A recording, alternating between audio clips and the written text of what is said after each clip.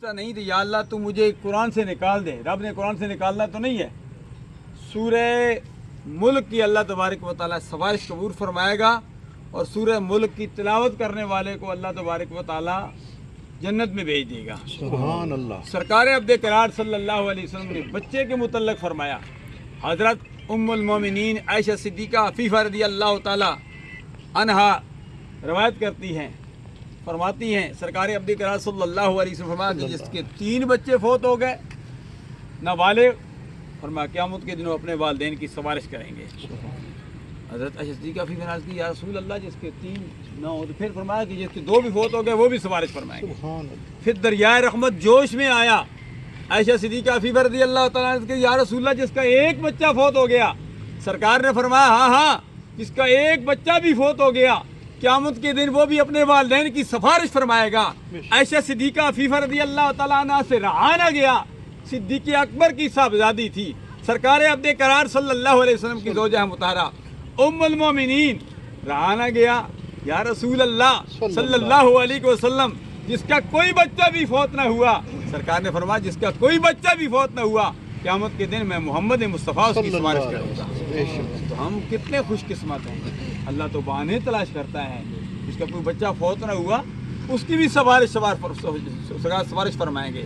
شفاعتی لآل الکبائر من امتی جنت البقیع میں، بلکہ ریاض الجنہ میں یہ حدیث موٹے لفظوں میں لکھی ہوئی ہے کہ سرکار نے فرمایا کہ قیامت کے دن ہم اس کی بھی سفارش فرمائیں گے. گناہ کبیرہ کرنے والے، بڑے گناہ کرنے والوں کی سرکار کتنے اپنی امت پر کتنے مہربان ہیں. لقد جاءکم رسول من انفسکم عزیز علیہ ما عنتم حریص علیکم بالمؤمنین رؤوف الرحیم.